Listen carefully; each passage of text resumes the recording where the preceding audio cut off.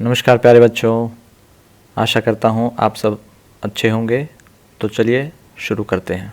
तो हमारी next worksheet है इंग्लिश की वर्कशीट और वर्कशीट नंबर हमारा है 117। ये फिर से हमारी मैरी गोल्ड बुक से the little for tree unit जो कि बहुत इंटरेस्टिंग स्टोरी हमने पढ़ी थी। आप पुराना वीडियो आप उस पर चेक भी कर सकते हैं और उसको रिवाइज भी कर सकते हैं, दोबारा फिर से मजा ले सकते हैं। चलिए हम देखते हैं द लिटिल फर ट्री के ऊपर आज जो वर्कशीट है उस वर्कशीट में हमें क्या पढ़ने को मिलेगा। कहीं पिछली बार की तरह इंटरेस्टिंग कुछ नया तो नहीं है। चलिए पढ़ते हैं और पता लगाते हैं। शुरुआत करते हैं हम। Hello dear children, what a beautiful morning isn't it. यानी कि प्यारे बच्चों, बहुत अच्छी मॉर्निंग है ना, क्या नहीं है क्या। Do you remember the opposite of fast. क्या आप सबको फास्ट वर्ड जो है फास्ट, उसका अपोजिट पता है। बिल्कुल पता है। उसका अपोजिट क्या होता है। फास्ट का मतलब होता है बहुत तेज, और उसका अपोजिट यानी कि बिल्कुल उसका उल्टा वर्ड कौन होगा। स्लो। यस, तो यहां क्या आ जाएगा, slow. Yes, it is slow. Let's read the story of the fir tree to learn a few more ways in which we can make opposite words. यानी कि जैसे फास्ट वर्ड है तेज जाना, उसका बिल्कुल अपोजिट है स्लो, धीरे। ऐसे ही और भी बहुत सारे वर्ड्स हैं जो आपस में एक दूसरे के अपोजिट वर्ड्स हैं। आगे चलिए पढ़ते हैं और ये पता लगाते हैं कि हम कैसे वर्ड्स निकाल सकते हैं, कैसे वर्ड्स बना सकते हैं। The fir tree was unhappy it thought, यानी कि अनहैप्पी को यहाँ पे अंडरलाइन किया हुआ है। द फर ट्री हमने स्टोरी में पढ़ा था ना, जो फर ट्री था वो बहुत सैड था, अनहैप्पी था, यानी कि हैप्पी नहीं था, सैड था। इट थॉट, यानी कि उसने सोचा, दैट इट वॉज इम्परफेक्ट, यानी कि वो परफेक्ट नहीं था, उसमें कुछ कमियां थी।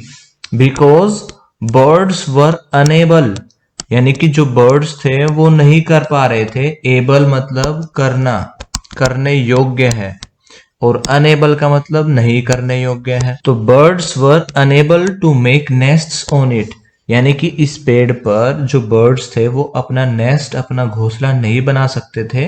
तो फर ट्री को लगता था कि वो इम्परफेक्ट है, उसमें कुछ कमियां हैं, परफेक्ट नहीं है। इट वॉज इम्पॉसिबल, बिल्कुल जो पॉसिबल नहीं है वो इम्पॉसिबल, जो हो ही नहीं सकता वो impossible. It was impossible to make nests on it, और इस पेड़ पर इम्पॉसिबल था ये घोंसले बनाना, due to its needle shaped leaves. क्यों क्यों इम्पॉसिबल था, क्योंकि इस ट्री के पास निडल शेप्ड लीव्स थी, और निडल शेप्ड लीव्स होने के कारण वहां पे जो बर्ड्स थे वो अपना घोंसला, अपना नेस्ट नहीं बना सकते थे। The fir tree was not an unkind tree, जो फर ट्री था वो काइंड ट्री था, ऐसा नहीं था कि वो अनकाइंड हो, दया भाव नहीं हो जिसके अंदर, वह होता है unkind. Fir tree was not an unkind tree, it wanted the birds to make their nests on it. जो फर ट्री है वो तो चाहता था कि वो बर्ड्स जो हैं वो घोंसला बनाए उस ट्री पर।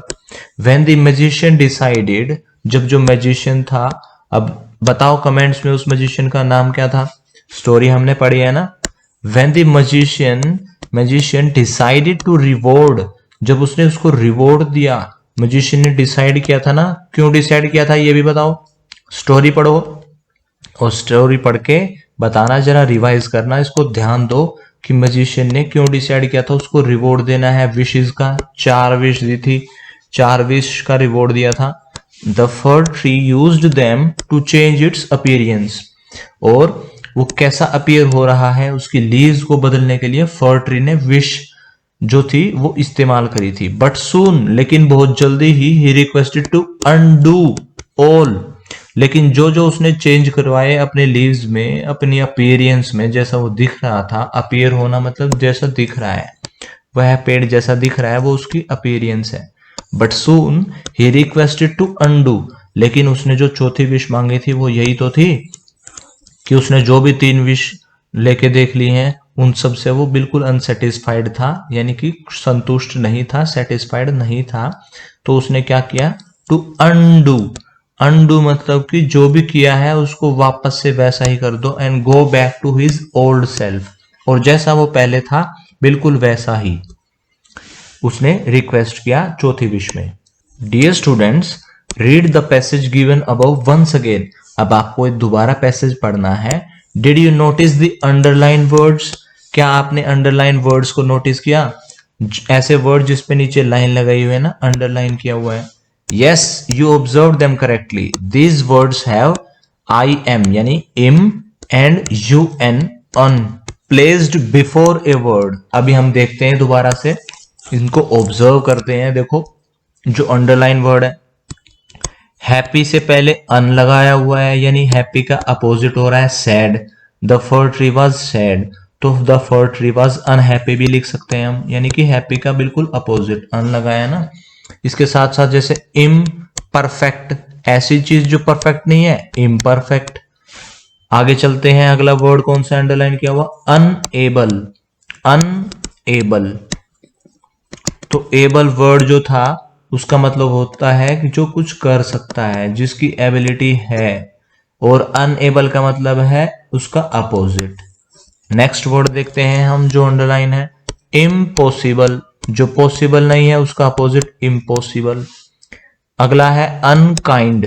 काइंड मतलब जो काइंड है, जो दया भाव रखता है दूसरों के प्रति, और अनकाइंड उसका अपोजिट हो गया अनकाइंड।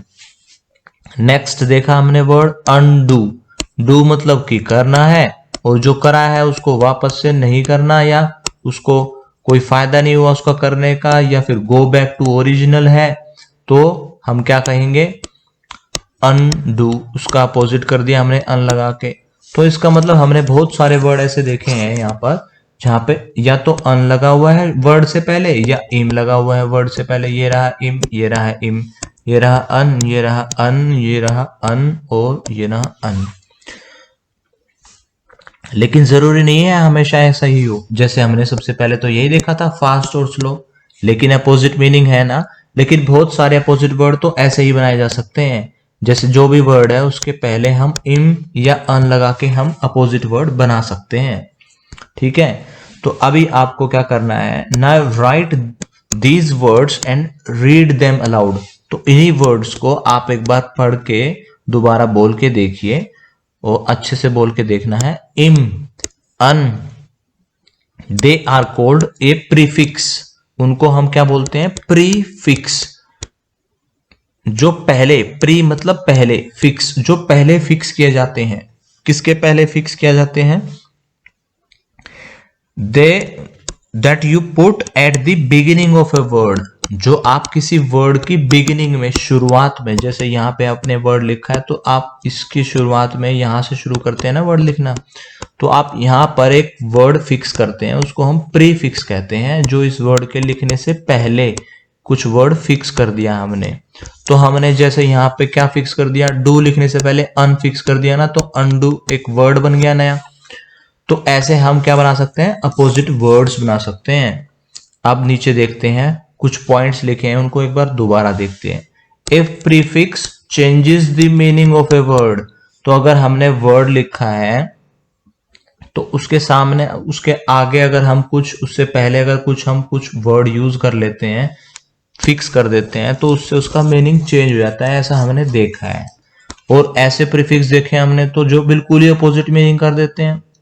चलिए आगे पॉइंट्स पढ़ते हैं। A prefix is used before a word, यानी कि प्रीफिक्स क्या है? जो वर्ड से पहले यूज हुआ है, बिफोर ए वर्ड। और एक नॉर्मल वर्ड से पहले यूज करना है उसको। कोई वर्ड का मीनिंग होना चाहिए, उसी वर्ड से पहले हम उस प्रीफिक्स को यूज करेंगे। It changes the meaning of the word. और दूसरा पॉइंट क्या है? जैसे ही हम प्रीफिक्स लगाएंगे वर्ड के साथ, उसका मीनिंग भी चेंज हो जाएगा। अगला पॉइंट क्या है? The new word made after adding un और im is usually the opposite. और जब हम अन और इम से जो प्रीफिक्स हैं, इन प्रीफिक्स को लगा के जो वर्ड बनाते हैं, वो यूजुअली या नॉर्मली कैसे होते हैं? अपोजिट होते हैं उसी वर्ड के, जिस वर्ड के आगे हमने अन या इम लगाया है। चलिए नेक्स्ट क्वेश्चन देखते हैं। Now let us right the opposite of the given words using prefix given in the bracket. तो आपको ये जो ब्रैकेट में प्रीफिक्स दे रखा है, इसको प्रीफिक्स करना है, यानी कि दिए हुए वर्ड से पहले लगाकर अपोजिट वर्ड बनाना है। चलिए ट्राई करते हैं हम, बहुत इजी है ये तो, बहुत मजा आने वाला है। तो यहाँ पे वर्ड जो लिखा है कॉमन, उससे पहले हमें अनयूज करना है, तो पहले हम अनयूज कर देंगे, उसके बाद हम कॉमन लिख देंगे। तो कॉमन का अपोजिट क्या हो गया हमारा, अनकॉमन। नेक्स्ट देखते हैं पोलाइट। तो इम यूज करना है पहले, तो हम इम यूज करते हैं और बाद में पोलाइट लिख देते हैं, तो ये क्या अपोजिट बन गया, इम्पोलाइट। नेक्स्ट वर्ड देखते हैं ऑनेस्ट, और उससे पहले हमें डिस यूज करना है, क्योंकि उसने बोला है प्रीफिक्स है, ये प्रीफिक्स का मतलब है पहले, तो हम क्या लिखेंगे, डिसऑनेस्ट। तो एक होता है ऑनेस्ट पर्सन, एक होता है डिसऑनेस्ट पर्सन। जो ऑनेस्ट नहीं होता वो डिसऑनेस्ट होता है, उसका अपोजिट हमने बना दिया। ऐसे ही लॉयल है, जैसे वफादार है, तो जो वफादार नहीं उसको क्या बोलेंगे, डिसलॉयल। तो यहां पे क्या लिख देंगे, डिसलॉयल। तो यानी कि अन और इम के अलावा हमें डिस प्रीफिक्स भी मिल गया है, जो डिस लगा के हम अपोजिट बना सकते हैं। इसके आगे चलते हैं, प्योर से पहले इम लगाना है, तो इम्प्योर। प्योर मतलब बिल्कुल साफ सुथरा, इम्प्योर मतलब जो नहीं है प्योर। ऑर्डर डिस, ऑर्डर मतलब कि बिल्कुल साफ ढंग से व्यवस्थित है, अपनी जगह पे सब कुछ फिक्स है। और डिसऑर्डर का मतलब कुछ भी फिक्स ना हो, कुछ भी ऑर्डर में ना हो, डिसऑर्डर। फिट अन, तो अनफिट हो जाएगा, उसका अपोजिट हो गया, फिट का अपोजिट अनफिट। नेक्स्ट वर्ड क्या लिखेंगे, पॉपुलर का अपोजिट क्या लगाएंगे, अनपॉपुलर। अन लगाते ही हम पॉपुलर का अपोजिट वर्ड बना दिया, अनपॉपुलर। आज की क्लास यहीं ख़त्म होती है। अगर आपके कुछ डाउट्स अभी भी बाकी हैं तो आप कमेंट सेक्शन में पूछ सकते हैं। कल फिर मिलेंगे, कुछ नया सीखेंगे। तब तक के लिए धन्यवाद। जय हिंद।